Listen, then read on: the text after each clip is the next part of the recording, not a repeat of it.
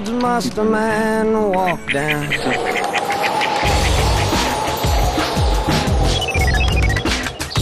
In order to understand what's going to be art, we need to see what are the tools, the most advanced tools that exist nowadays. For example, let's take virtual reality.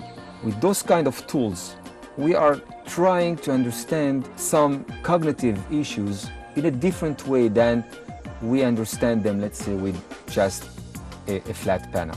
And probably with those tools, we're going to develop new ideas that you and me at this very moment, we cannot even grasp.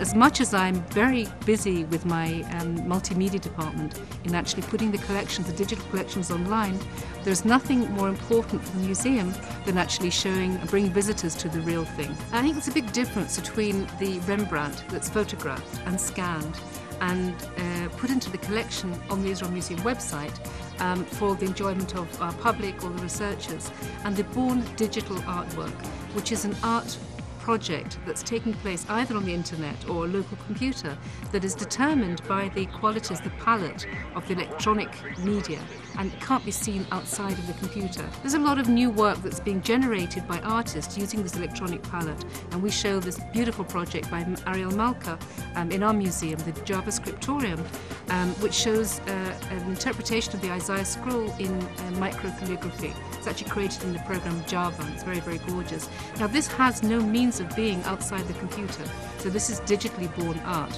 and it reflects on the qualities of the Isaiah scroll and the qualities of the artistic rendering and the aesthetic of an artwork, but it exists only within the computer. You turn off the electricity at the end of the day, the art is gone. Interactive art works in open systems where you would strive to keep everything vibrant, moving, in balance. It's a time-based media. It's not object-oriented. When you make an artifact, when you make a painting or a drawing or a sculpture, you have something, you can touch it. Interactive art is about the relationship. It's about something that moves, that changes, that evolves, that behaves as if it is alive, but you can't touch it. It's nowhere. And it is quite a challenge.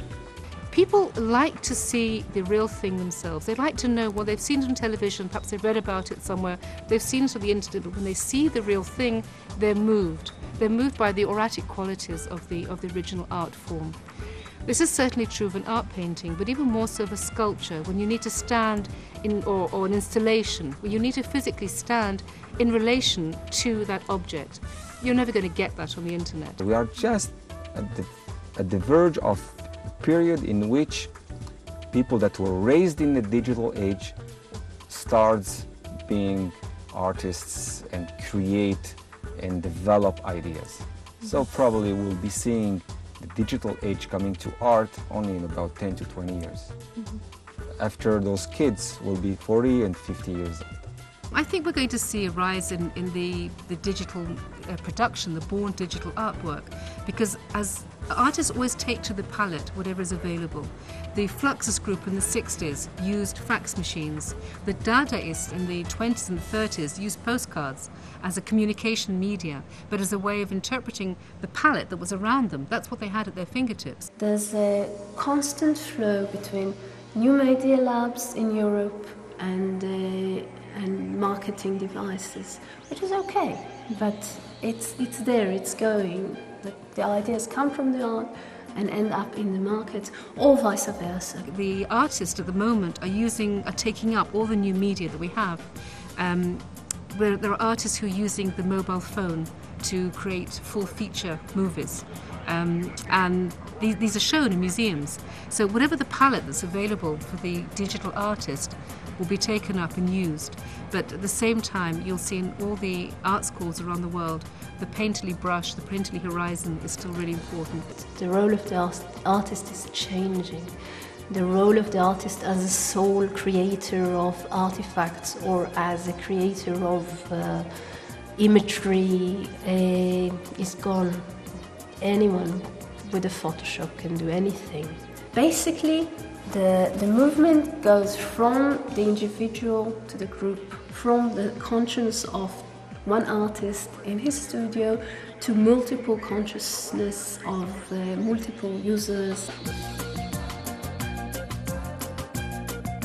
They're always going to be side by side with the physical art. I believe that in the future art will be less beautiful and much more social and involved in social issues, in urban issues.